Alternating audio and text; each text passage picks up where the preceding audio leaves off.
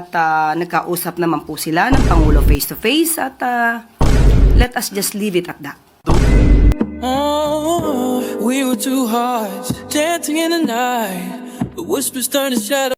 Nagpahiwatig si Pangulong Marcos ng balasahan sa gabinete. Lumutang ang tanong kung posibleng mapabilang dyan si First Lady Liza Araneta Marcos matapos siyang pabirong banggitin ng Pangulo sa talumpati. May report si Ivan Mayrina. It's your new designation. Di ba magka-cabinet shake-up tayo? Agaw pansin ang mga pahayag ni Pangulong Bongbong Marcos sa Bagong Bayani Awards ngayong umaga. Bukod sa pahiwatig ng balasahan sa gabinete, sinabi rin niyang magiging bahagi nito si First Lady Liza Araneta Marcos. She has become our ambassador now for migrant workers. It's your new designation. Di ba magka-cabinet shake-up tayo sa kasama ka na dun sa... Pero sabi ng palasyo, Kung nakita niyo po na parang pabiro po yung pagkakasabi ng Pangulo, so yun muna po tayo, face value. nitong Lunes nagkaroon na ng pagbabago sa gabinete nang ianunsyo ng Malacanang ang pagbibitiw ng dating Executive Secretary Lucas Bersamin dahil umano sa delikadesa.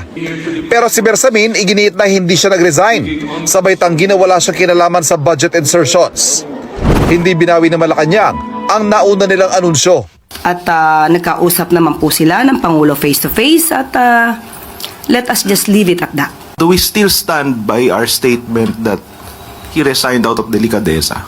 Muli po, ang pina-announce po sa atin ay galing sa palasyo at kung ano po naramdaman ni E.S. Bersamin, yun din po na ginagalang po natin ang kanyang nararamdaman.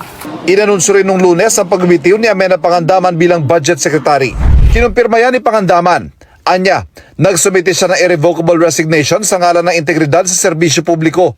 Itinanggi rin niya ang aligasyon kaugnay ng budget insertions. Kahit may dinadawit ng miyembro ng gabinete sa katiwalian, wala raw internal investigation ng Malacanang. Di rin daw lusot kahit nagbitiw na sa pwesto. Wala pong pwedeng lumagpas. Kung kinakailangan po imbestigahan, private citizen, public official, kung kailangan imbestigahan, dapat imbestigahan. Ivan Mayrina nagbabalita para sa GMA Integrated News.